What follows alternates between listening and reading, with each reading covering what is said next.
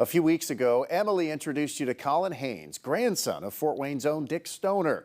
The college student is currently writing a book about his famous grandfather's life.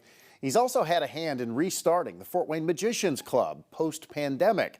There's never a dull moment when a group of magicians is in one room, and as you can imagine, they have a lot of tricks up their sleeves.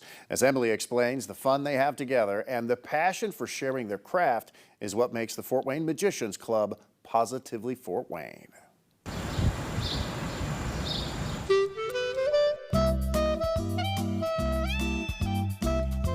Magic is not about fooling you. Magic is about having a good time.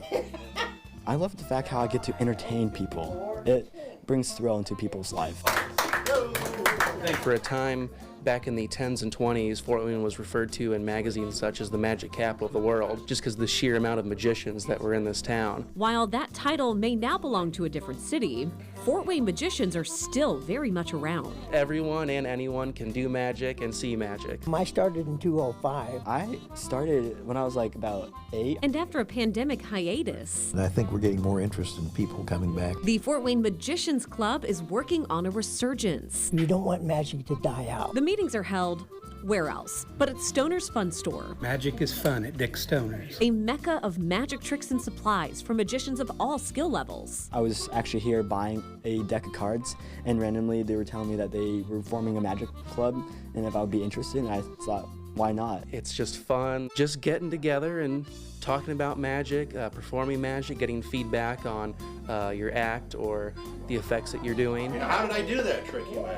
There's jokes going all the time. You'll look over and someone's doing an effect for someone else just off to the side. I believe your card was 3 of diamonds. It's a one-round count. Lorraine doing it too, and just lifted some of their stuff and tried to. You always see something different. A young man shook his foot and tied his shoelace. It was cute. It's never boring at all.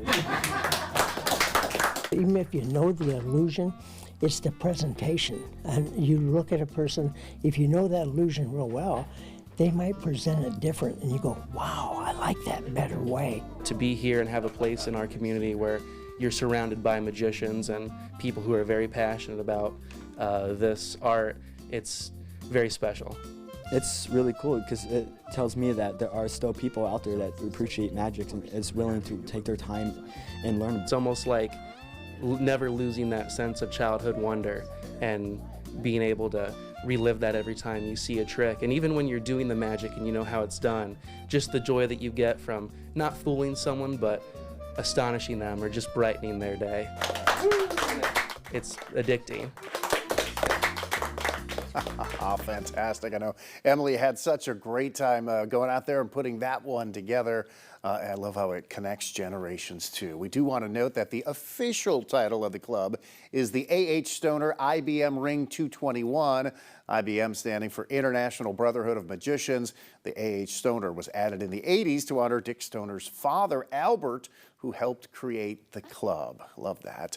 To see this story again and find out more about the Magicians Club, just head to Wayne.com, hit the news tab, and look for Positively Fort Wayne.